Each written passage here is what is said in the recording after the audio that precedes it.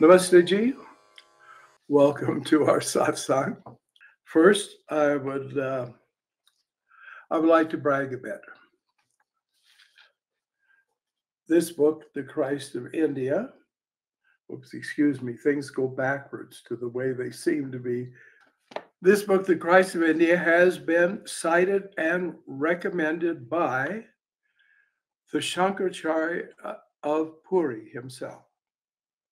Puri is an interesting place. That's, to put it mildly, one of the most glorious places on the face of the earth because the temple of Lord Jagannath is there. And of course, Adi Shankaracharya put one of his major ashrams, mutts actually, in that place.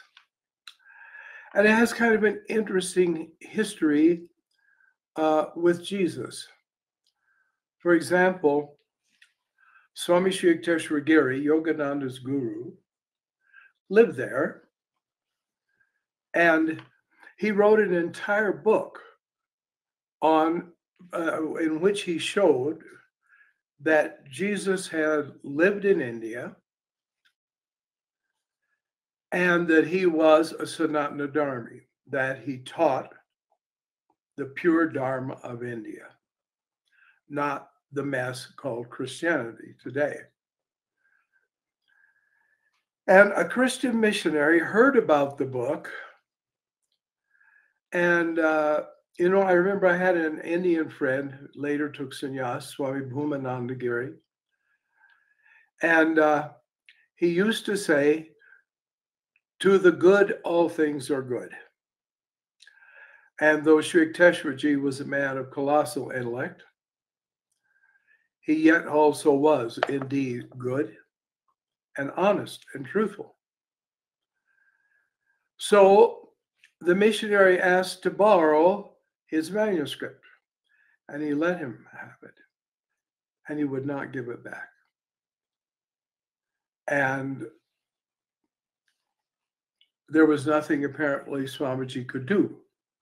I would expect that the missionary then was British, and it was under the days of the British Raj, and it would be pretty futile for him to try to go into court and get it back. So we lost that, which is a terrible loss. Then later, in the 1950s,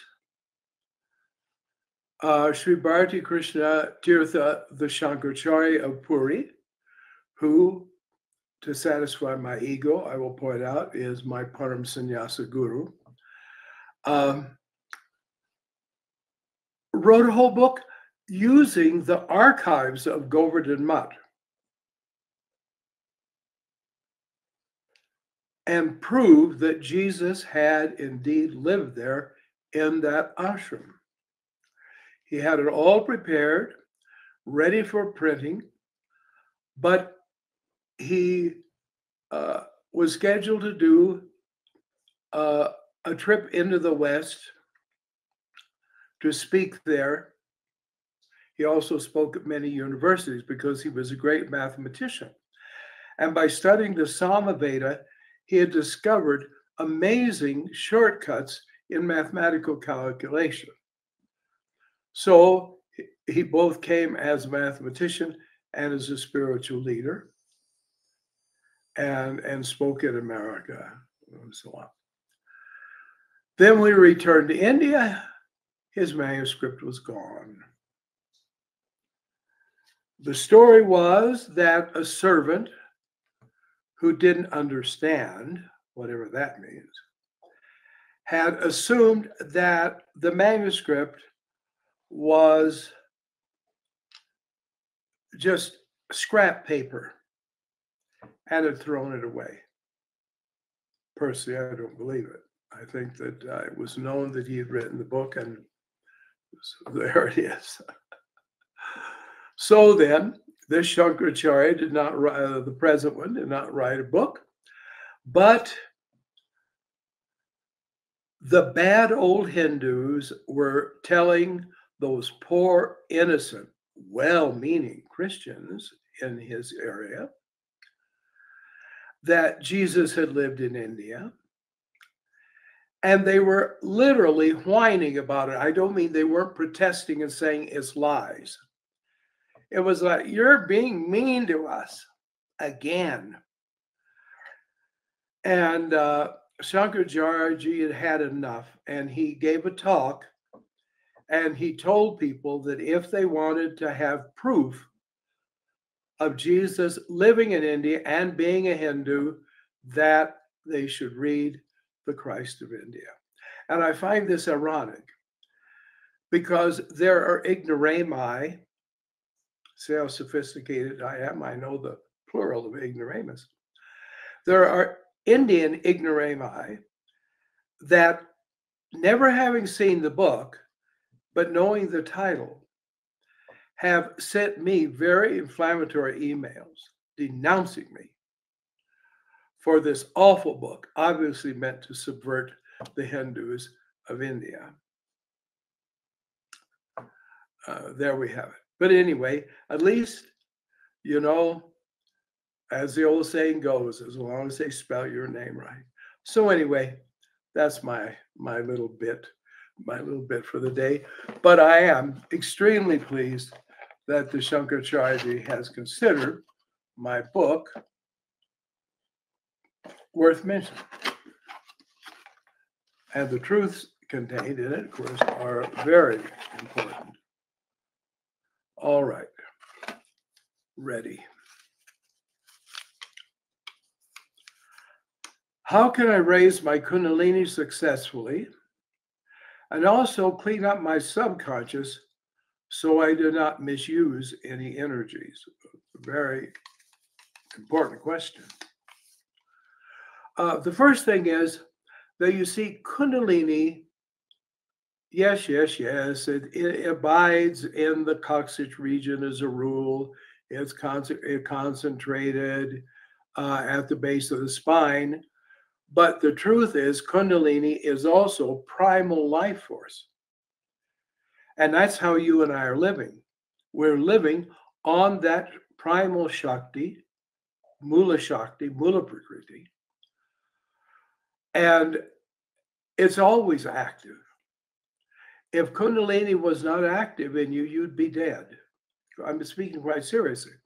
Now, you have the tantrics, and they're interested in the chills and thrills and gee golly whiz type of experiences.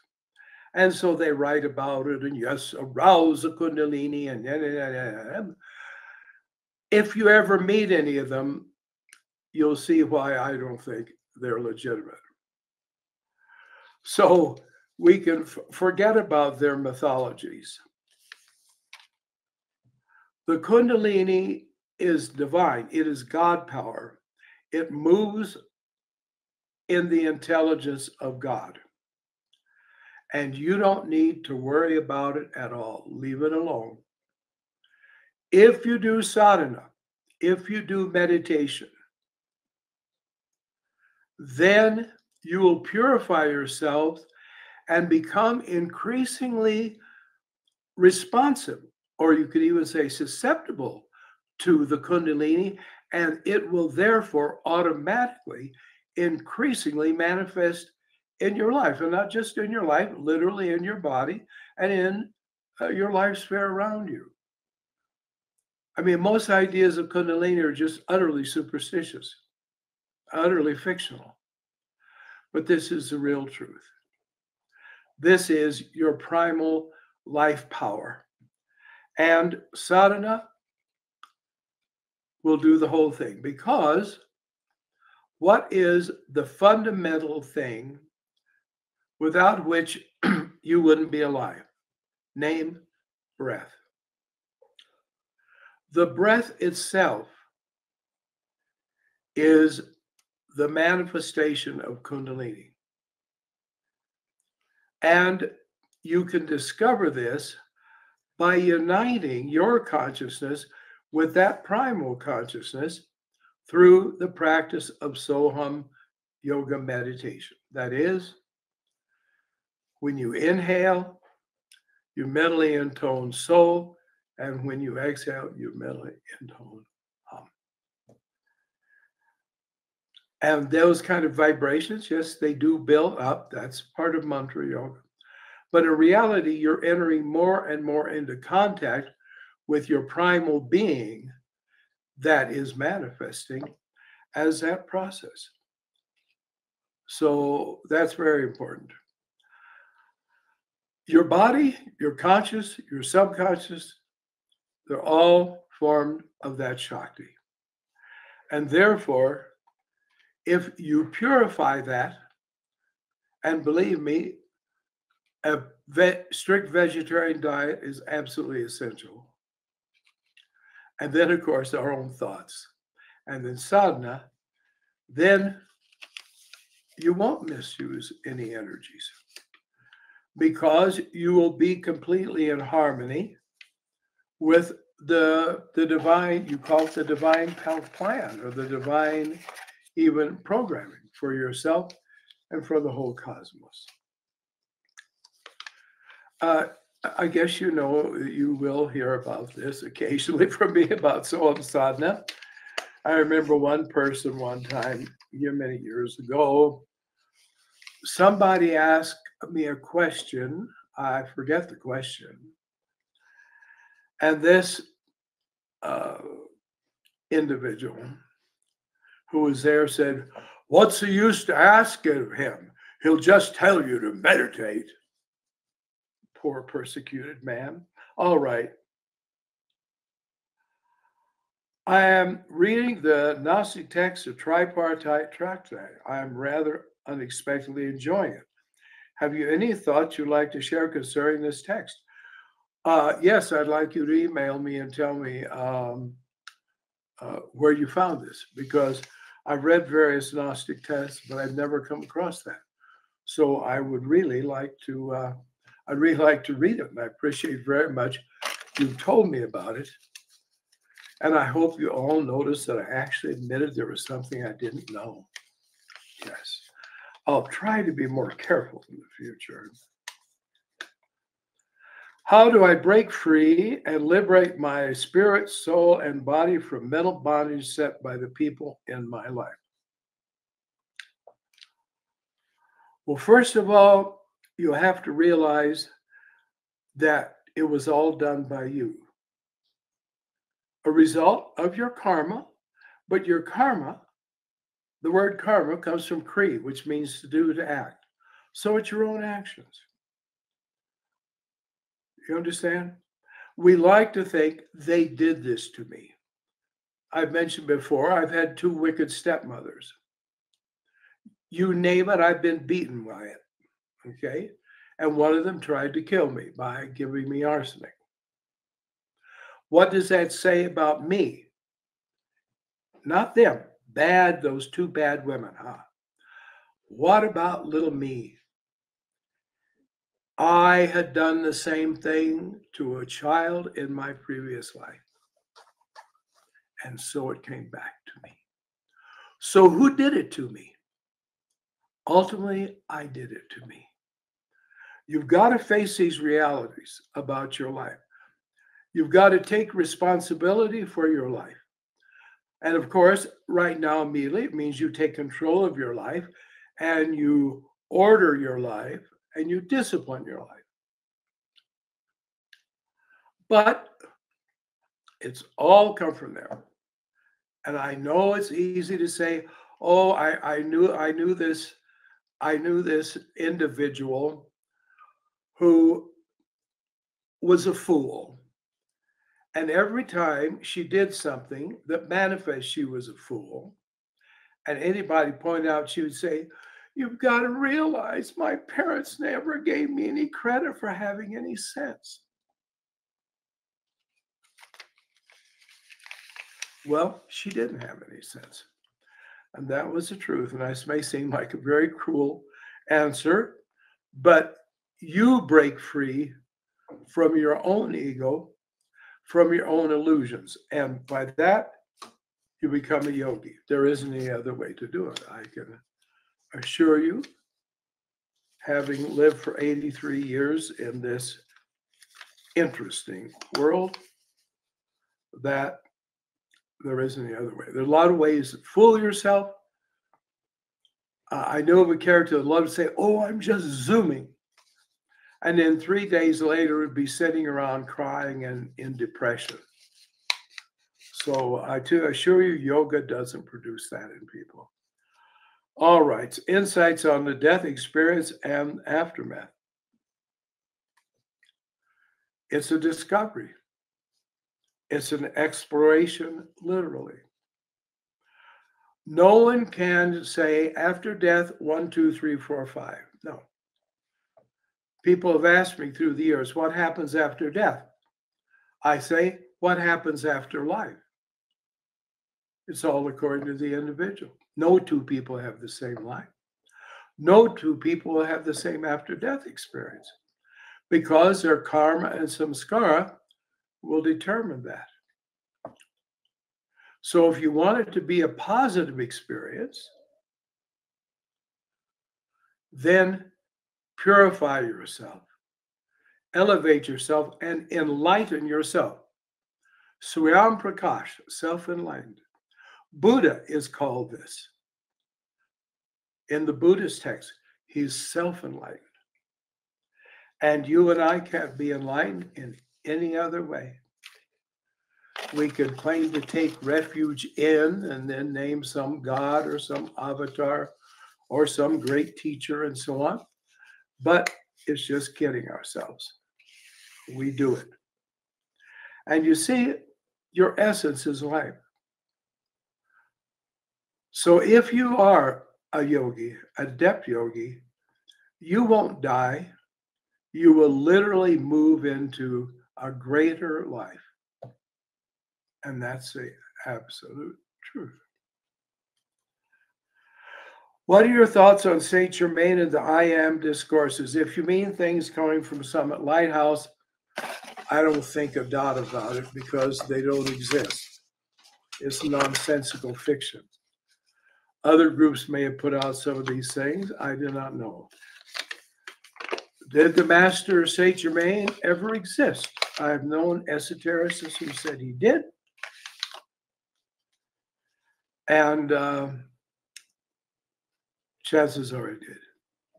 But what's put out in his name, like the foolishness put out in the name of Jesus, or by the Vaishnavas in the name of Krishna, well, that's a whole other thing altogether. All right, now, I don't want to read this question exactly, and I'll try to do it briefly since someone wrote and asked about a certain person that was a very famous teacher in the yoga boom in America in the late 60s, early 70s, who proved to be not of good character at all. And as happened with virtually all those phony gurus, there was an explosion. But he asked, why do I call him a Nath yogi? Because he was dishonorable. Well, you know, there have been some really pretty bad presidents in the United States, but they were still president, just as much as George Washington was. And he studied, as I would assume you know, since you know his story, with the greatest known Nath yogi in the 20th century. And what he taught was what he learned from him. So even if a person has dirty hands, if they hand you $1,000 bill, I bet you'll take it. And so, and he handed it on. I'm very grateful to him, frankly. I've read several books of his, and they're brilliant because he was himself a person of brilliant intellect. Unfortunately, he didn't have equal spiritual awakening or involvement, but nevertheless, what he said was true. And I gladly relay it to others because he said it true. My first grade teacher was one of the meanest, old, hateful women I ever knew. But she taught me that 2 and 4 were 6. And I'll say she was a school teacher. And I'll say she was my first grade teacher. And she was a horrid old thing that shouldn't have been allowed to come near adults, much less human beings. But still, what she gave me, I use today. All right. Soham meditation is very powerful, but is there a place for Om meditation along with Soham? No. But you could do it instead of Soham, because that's up to you. That's up to your intuition. People will write to me. See, our problem is that exoteric religion of all sorts is disempowering. One thing is it's somebody else you got to depend on, even God. I knew a very remarkable man, and he and 2, 3 of his associates, there was a certain thing that needed to be done in the area of spiritual life and religion. And so they got together and they prayed. They were Protestants, and this is. But after they prayed, this man said, why don't we put legs on those prayers and just go out and make a difference? So there we are. Therefore, this works exactly here. Please explain and elaborate on the meaning, relevance of the statement, God helps those who help themselves. Well, it's not a holy scripture. So I don't know how much exposition it requires, but the truth is the only people who are helped are the people who help themselves. Now, you could say, wait a minute, I remember in my past, I was stuck and I prayed and things cleared up for me. Yes, but see, you prayed. And God's not stupid. So God not only knew you prayed, God knew you meant your prayer. And therefore, yes, God helped you. Like you've got money in the bank. If you want to buy something that costs a certain amount, you go to the bank, you draw it out, you buy it. There's a certain level where God is that way because God is also Mahashakti, energy, power. And so ultimately you do it all yourself. Excuse me, I'm trying to think about an example. Yes. I've heard of people who are devotees of certain forms of God. And when someone was sick, they touched them and they said that name. They recited that name and the person was cured. Now, who cured them? Ultimately, the deity did. But if no one had touched them and said that name, they wouldn't have been cured. Therefore, the one who touched them also was that. I read a very interesting account one time of a man whose family was sort of being pretty well devastated. This was in the East. Excuse me. And this woman had gotten a hold of his father, who had therefore left his wife, and she was just destroying the whole family. But she was a devotee of Kuan Yin Bodhisattva, though he didn't know it. And he decided the only thing I can do is kill her. I mean, really, she just got to go. And so he got some kind of a weapon, I forget what kind, and he said, why don't we go on a walk? They went for a picnic. He said, let's go for a walk. They went out far. And so he pulled it out, a knife or a gun, I forget, and looked at her, and she smiled. And she said, Namo Guan Shirin Pusai, mantra of Kuan Yin. He became immediately paralyzed and just frozen. And she walked just around and went back. Then he could move. She was a bad person. But Kuan Yin is not a bad person. And Kuan Yin is all merciful. And therefore, Kuan Yin saved you. See, we have the idea there's God who says, I'm not listening to your prayers. You were bad. Remember yesterday you told 2 lies. And then before that, you swiped $1 from your parents. That would mean you control God. And the truth is, God doesn't control you and you don't control God. You both are going it all on your own. All right. I've been on a vegetarian diet the past 3 months. Why are some of the foods which I thought were vegetarian considered tamasic? For example, avocados, brown rice, potatoes, etc. Well, whoever told you that's crazy and just a fool. I don't care if they're a sincere fool or what. I've never heard such idiocy in my life.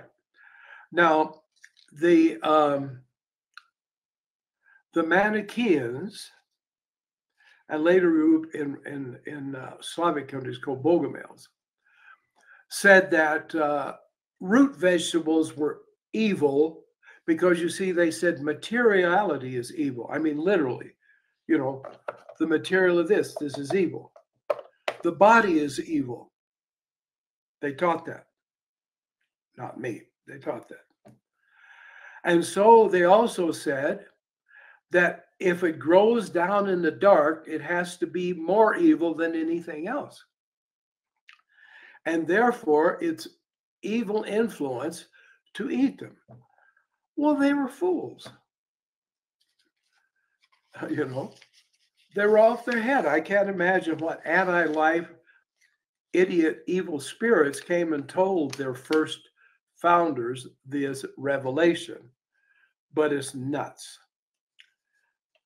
And you sometimes when they say, oh, garlic is tamasic. Oh, garlic. Onions are tamasic. They're not. Sorry, you go to our website, do a search on garlic and onions, and there I'll see where I talk about what a fool thing it is for people who think they're yogis to say that you must never eat these things. They're so awful. They're so bad for you, and so on. They're medicinal. They're very helpful. Garlic can help alleviate high blood pressure. So anyway, don't pay any attention to it at all. And frankly, you know, I'll tell you that eating meat's harmful and it puts negative and vibrations in your mind. But if you don't think so, because who am I to tell you? Then go and eat meat. If you're not in charge of your life, who is going to be?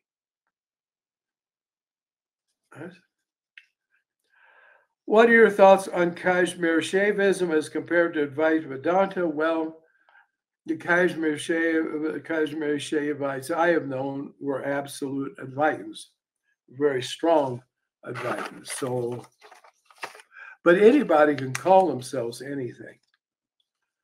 And I have heard of a couple of loonies operating in America who claim to be Kashmir Shaivites.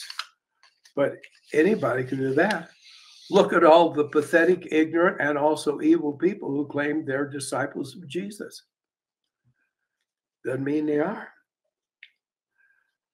What do you think it means in the Bible when Jesus said, if the world hate you, you know it hated me before it hated you?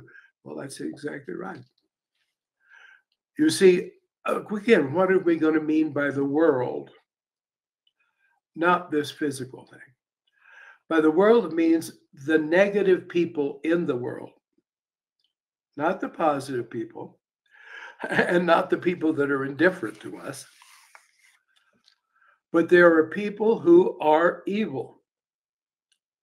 And evil is threatened by good. It's dissolved by good, actually. So there are evil people who immediately, they can look at you and hate you on sight. because your aura has light in it and their aura has darkness in it. And as Yogananda explained, Satan exists. Satan is not Lucifer, the fallen archangel. That's something else. Satan is a force of cosmic delusion, not just illusion, that's Maya, but delusion. And because everything comes from God, who is conscious, and consciousness itself, this force of negativity has a kind of mechanical intelligence of its own. Artificial intelligence, you might say. And it literally militates against positive presence in the world. So evil people who are very intuitive, as are very good people, first of all, they know an idea when it's true and they hate it. So someone says such and such, oh, I don't believe that. It'll be the first time I ever heard of it. They won't think it over. No. See? These are the type of ignoramus that if you said to them, do you believe in ghosts? No, of course I don't believe in ghosts. Why don't they believe in ghosts? Did they ever think about it? No. But other people told them they didn't exist. Oh, that's real intellectual integrity, isn't it? So Jesus is saying those of negative polarity, those who both unconsciously and consciously live in and love and serve darkness, will dislike you at first sight, hate you at first sight. And their desire will be, let me get rid of you. Let me get you out of this room. Or they'll want to hurt you. They often try to kill people that they see are positive. They'll see children and they'll note that these children have a great deal of positivity and have a positive destiny, and they'll try to kill them. This is not speculation on my part. I happen to know of people who in infancy had deranged people try to kill them on sight, like out in public. For example, one incident was that this boy was, there's a little kid, just maybe 9 months old, 10 months old, was in a stroller. I don't know if they have them anymore, where you push them along. And his mother went to a bus stop to get a bus. And this woman whirled around and looked at him, and she had long fingernails, and she ran at him and tried to claw his eyes out. It happened. A man who took up the practice of Soham yoga wrote to me and said, ever since I've been doing Soham, sometimes when I walk down the street, people look at me and they make a face. Or, he said, some people have even seen me from a goodly distance away, and they turned around and ran out of sight. These people are obsessed. One, they're evil, but they're also often obsessed by evil spirits. Don't think the demon possession is a myth. It isn't. And some people see possession as one thing. Like, it's like an evil spirit came in and in charge of your body totally, which is very difficult for even them to do, because your body and nervous system was made only to be controlled and lived through by you. But people become obsessed. Spirits get into their aura and they control them. And so an alarm goes off when not just you as a person. They could walk by a building where something sacred is going on, like worship of God, and they'll walk across the other side of the street to see that they don't pass by. I've witnessed this. This is not a mythology. So, he said, I think I've told it. Maybe I'll tell it again, since I like to talk about myself. I went through a period from about 4 years, could have been less, 3 to 4 years. Starting when I was 12, about 12 years old. I'm glad to say this didn't happen a lot, but it did happen. I was always in a church meeting context, okay? I belonged to a very devout fundamentalist church with very wonderful people in it. But this only took place at church activities. And never like in my own home church. It never happened. These would be people I don't know. Like I'd go to some place where some church thing was going on, say for the state of the organization, and then go in. Anyway, so there were people that there may be a dozen people are kind of just talking. And we were religious, so we talked religion to each other. And I'd go and sit down. And some in a group would go kind of when they'd see me. And the first time in the discussion, I would say something, they'd say, "That's not true." And they just go right at me, you know. Or they would say, "Well, I object to that." And I mean, they wouldn't just say it. They wouldn't shut up. And they just go on and on and on. And I mean, it was an attack. And I think, why are they reacting like this? But they would do it. This happened to me about 4 or 5 times, on different occasions. And I thought, I need to figure this out. What is going on? Why do they do this? By the way, there had a whole way their face was that I got to know. That people, I don't mean the configuration, people look cheerful, they look grumpy. I mean, it's like that.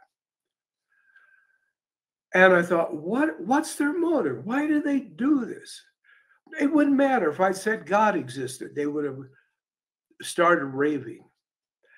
And I realized, I finally came up with it. They want to make me appear a complete idiot, a complete fool. Also make me afraid of then saying anything from that point on. Because they think I will unmask them.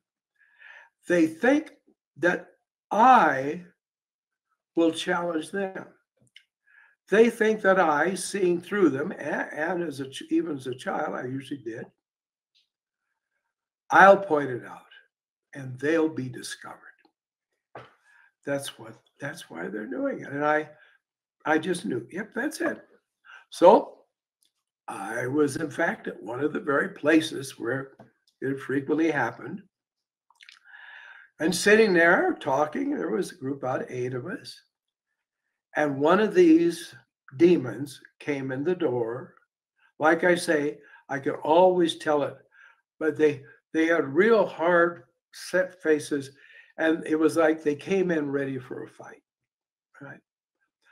So into the door walks one of these, and I looked at that creature and I said, in my mind, meaning for them to hear it, which is pretty good because at that time as a fundamentalist, I didn't believe in mental telepathy. I said in my, I know just what you are, and I know just what you're trying to do, and I will unmask you. And he stopped, turned around, and walked out. Didn't even come 6 feet into the room. I thought, oh, pretty good. So about 2 or 3 more times, that happened. And each time in my mind, I said, I know just what you are. And I know just what you're going to try to do, and I'll unmask you. And they leave immediately. So I know it works because I've told this to some other people that have had my experience, and they found that's all they had to do.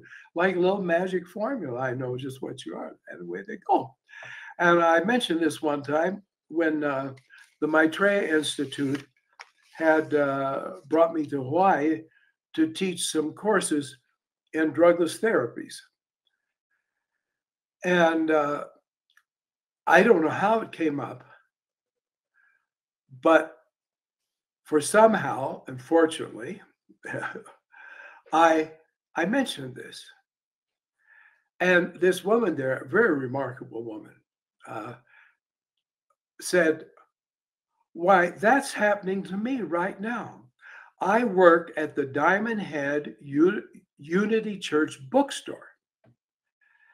And the manager does this to me anytime that I open my mouth, no matter what I say. She immediately just like jumps at me.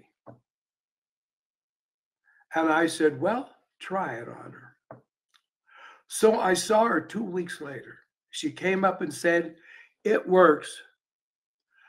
The very day after we talked, I was early at the bookstore, and she came walking in, and I looked at her and I said, I know just what you are, and I just know just what you're trying to do. And I'll unmask her. And said she stopped, she turned around, she went out, got in her car, drove away. It's been 2 weeks and she's the manager of the store, but no one has heard from her. So it works.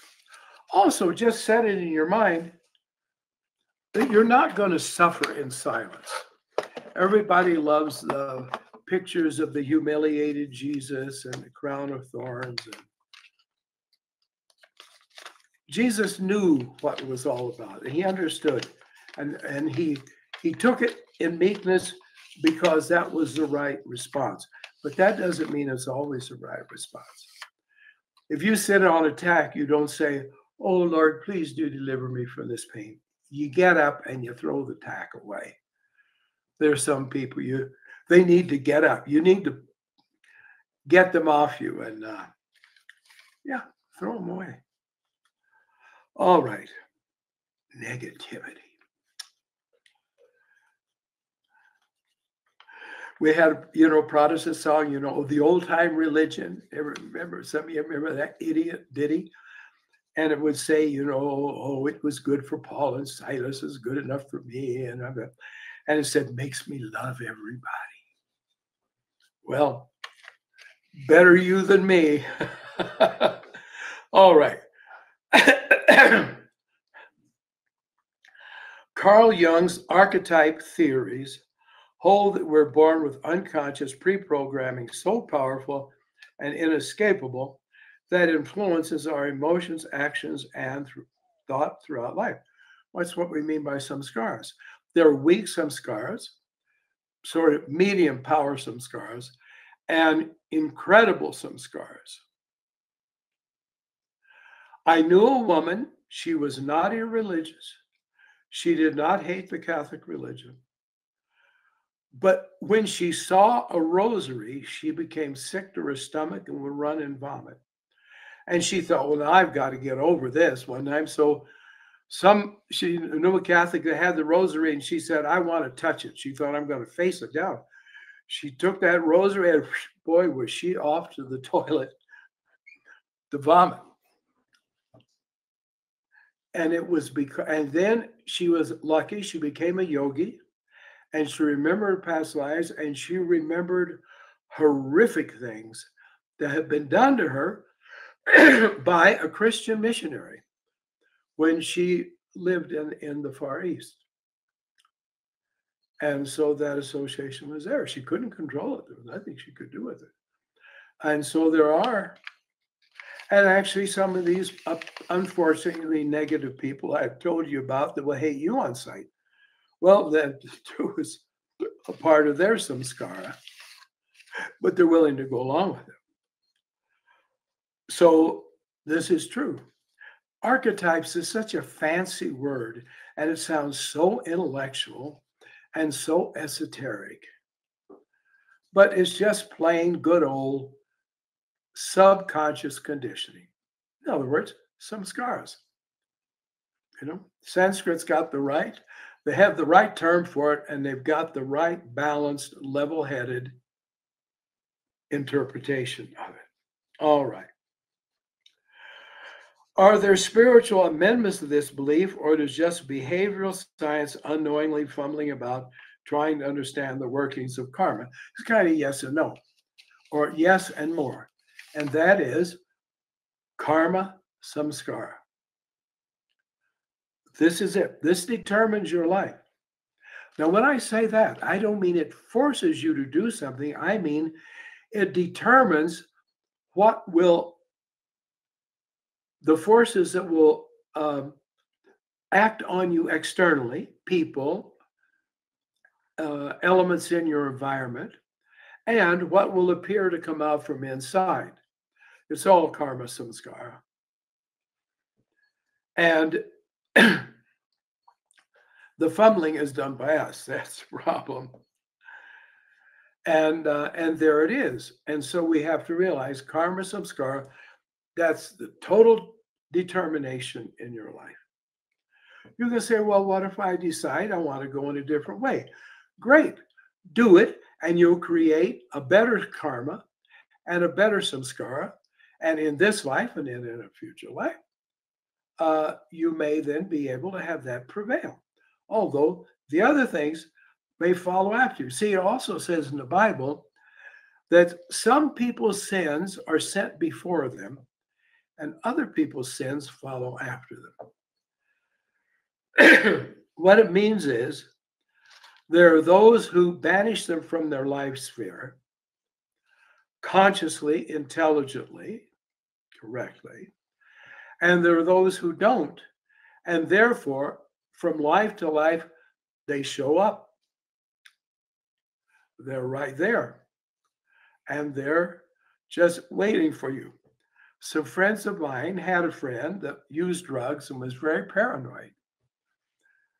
And one time they went to see him and they said, well, how are you doing? And he looked real kind of harassed, and he said,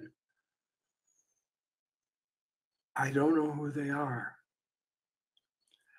And I don't know what they want to do. But I know they're out there, and they're out to get me. All right. Well, friends, our own karmas and samskaras are out there, or rather also in here, waiting to get us. The answer, O Arjuna, be thou a yogi. I hope I answered that question to your satisfaction. You may notice I do spend time on them. I don't know how much of virtue that is, and sometimes. What is the difference between the subtle and the causal world? The subtle world is composed of two types or big levels of energies. I mean, there's infinite variety of quality in them, but there are astral entities and there are causal energies. The astral energies are the ones, for example, emotion is an astral energy. Intelligent thought and insight is a causal energy. So then, according to how centered we are in our astral being, our astral bodies, our astral energies, including astral brain, we got an astral brain and a causal brain. Or if we're centered in the causal, which is much higher, much rarer, then that determines what world we go into, and we function in that world. The causal world is mostly ideation. Now, there's other beings around us, but we sort of feel them or intuit them rather than see them. Whereas in the astral world, we see them, we hear them, we could even touch them. But again, understand there's low physical energies and very high physical energies. So there are lower or grosser astral energies, and then higher astral energies, and then lower causal, higher causal. The universe is so complex. That's why the worst thing you can do is in philosophy and religion, want it to be simple. There's no such thing, except in simplistic delusion. I had a friend of mine, remarkably psychic, very intelligent, who had belonged to a little metaphysical church back in England, where she was from.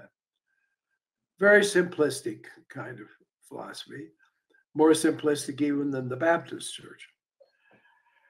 And so she always liked to say, oh, it's really just all so simple. It's all so simple. I kind of got tired of it. And I said, yes, Diana, your philosophy is so simple, it just doesn't work. And that's the truth. She didn't get mad at me, though. We were very, very dear friends. But, all right. This is a question about where it says benefits of japa with Krishna's Mahamantra. Well, there's no such thing. The mantra called the Mahamantra is a mantra given in an Upanishad called the Kali Santara Upanishad.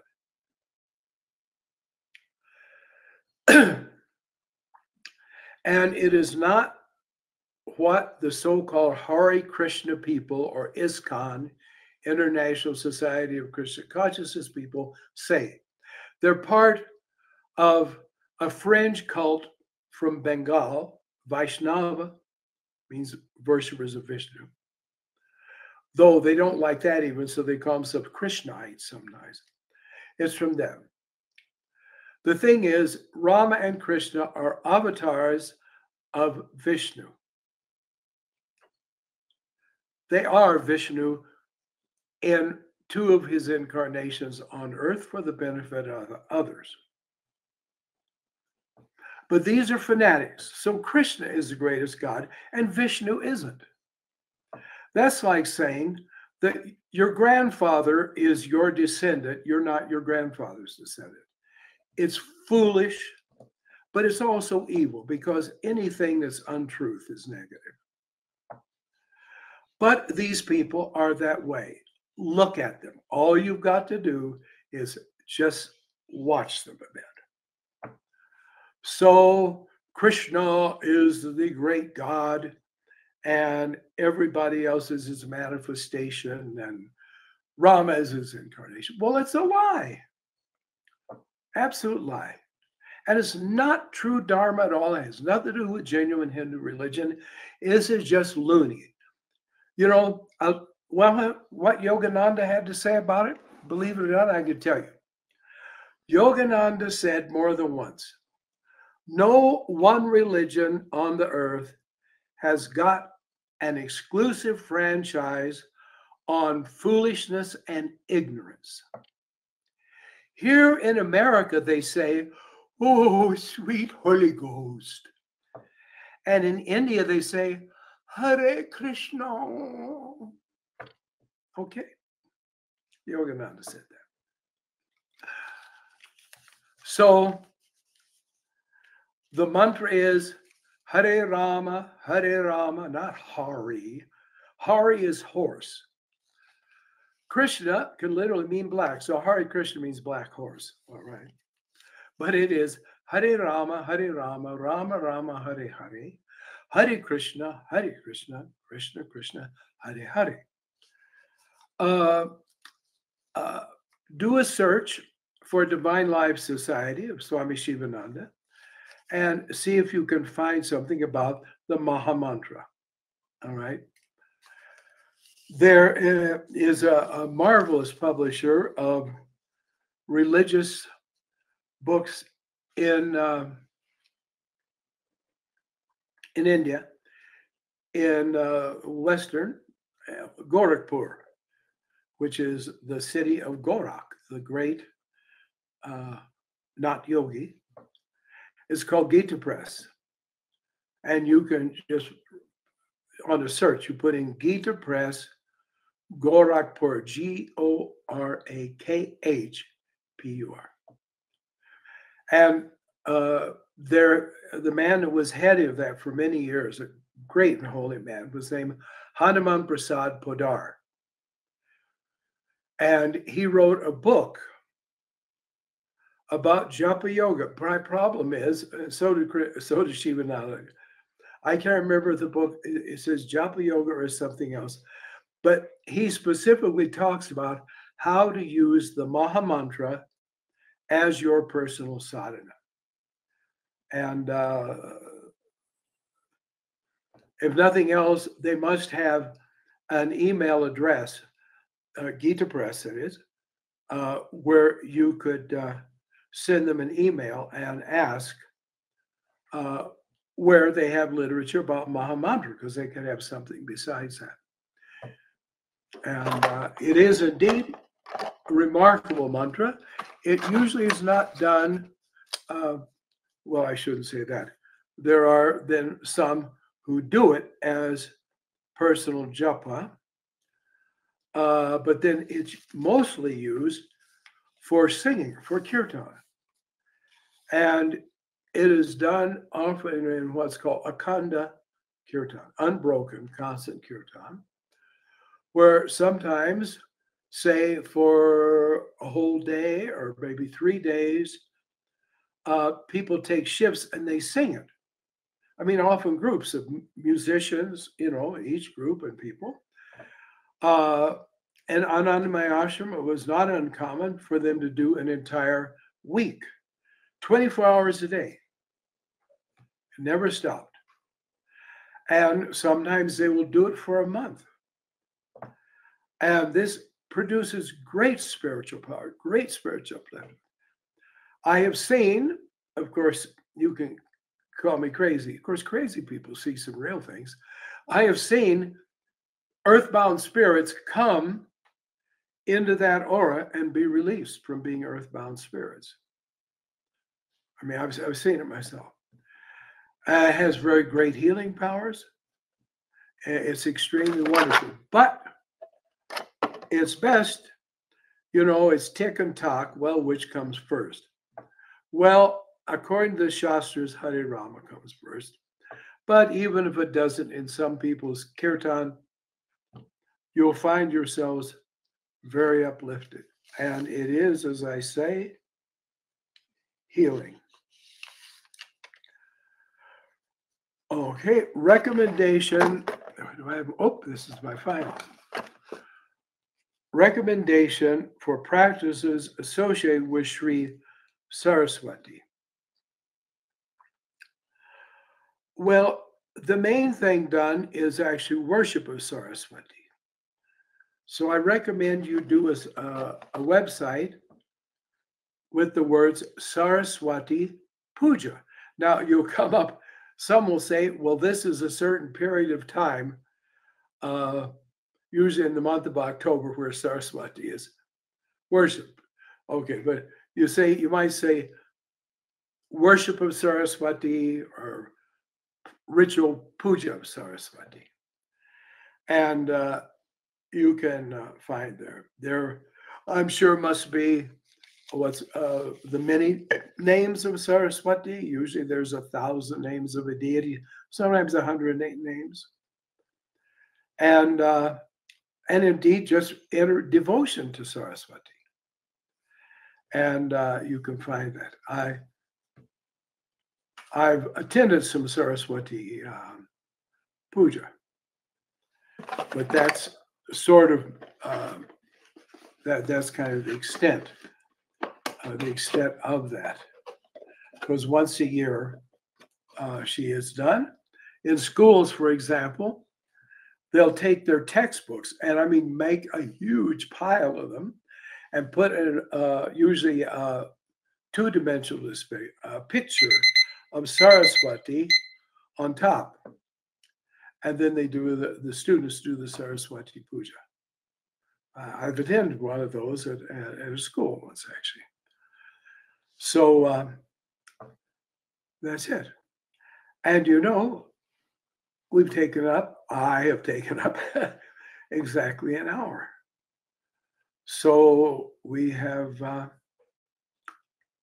I hope I've covered it satisfactorily. If not, you can put in a second, a second inquiry. But thank you. You see, the thing I appreciate so much is, first of all the questions are intelligent. Though I do believe in the adage that the only stupid question is the unasked question. But all are intelligent, and it shows thought. And I appreciate this greatly. You see, I can't see you. You have to suffer through me, seeing me. But I know you're there. And the fact that I'm talking to people who want to know, who are capable of knowing, there's no use lecturing a 2-year-old child on the intricacies of karma. It won't register. So I know you're there, and I know your minds are active, and I know you're thinking, and I know you want to know. And I appreciate it tremendously. And I thank you for putting up with my vagaries and my ability to wander, though believe me, I hold it in extremely tightly in these satsangs, because if you knew me actually face to face, you'd know I can wander around a long time before getting at the center of the question. It's a defect. I'm not proud of it, but well, that's how it is. Isn't my karma my samskara? I can blame it on astrology. I have Gemini rising, for those of you who know astrology. I remember there was a remarkable organization in Los Angeles that I hope is still there. It was called the First Temple and College of Astrology. It was toward the downtown LA area. And it was remarkable. I mean, they had magnificent astrologers there who taught classes. And I was taken there by a very good astrologer friend of mine a couple of times, because there was one particular day of the week, I forget what, where at noon they had a class of what they call mundane astrology. Mundane means about things having to do with the world. And there was this brilliant instructor. And actually, she was an analyst, really, in that class, more than instructing. But anyway, she would make a big, circle on the blackboard and show the relative positions of the planets. And she would have done it a week before. So she would go back to the week before and say, now see, there was this aspect. Remember, I told you so and so. And remember, this is what happened. Don't be national news. Because literally, you sometimes got the news a week ahead. And then she would talk then about what would be on the coming week. And she was never wrong. And it wasn't anything vague like there's going to be a political fight. It was very specific. And there it was. It just proved the validity of astrology. It was a very, very, very wonderful thing. Those who are interested in astrology understand that it's very hard to find a good astrologer. And you should never find an astrologer and have them then give you an analysis of a really vital thing in your life. That's very risky. Just give them things. They're not important, but it wouldn't matter if they gave you the wrong idea, such as should you get a well drilled, for example, as we had to when we lived in the desert. We asked the astrologer about that. So test them and make sure they're really good. And if they are, then for heaven's sakes, they're worth far beyond their weight in gold. So keep in touch with them, because astrology is a very valuable tool. And I don't think it can be replaced. Divination does replace it. And since I've said that, I will do the commercial that I have done before. This book, Mundane, it just simply means oracle, by Apollonius Phocaeus. Now, this was printed, I think, in about the last printing of what I have was 1946. His real name was Stephen Gargilis, so it means he was Greek. He lived in Boston, I believe. And this is what is called geomancy, and it is invaluable. We have used it through the years, and we've never found it to be inaccurate. Now, of course, there is such a thing as being, excuse me, I'm trying to get a little bit back in center for it. On target. But the pretense, which again is done in fraudulent religions, they're gifted people. Well, there are people that have an ability more than others. I mean, great pianists certainly can play the piano better than others. But the pretense that you have to have a gift is to try to disempower you, so you think you've got to depend on people that have the gift.